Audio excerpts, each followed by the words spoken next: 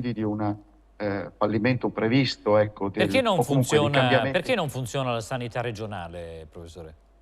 Ma perché ci sono stati tagli trasversali, cioè trasversali nel senso delle forze politiche, prima regionale, ovviamente Friuli Venezia Giulia, quella che un po' conosco, prima del centro-sinistra in particolare.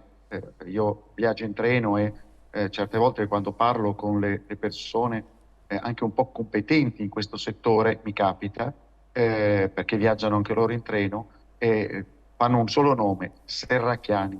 Però poi non c'è stata da parte del centrodestra una correzione di tiro, si è continuati in quella direzione, un po' perché in realtà i politici non hanno più la forza, come avevano una volta, di incidere pesantemente sulla pubblica amministrazione dando le direttive così. Spesso fanno la piega sui dirigenti e quindi non cambiano le cose.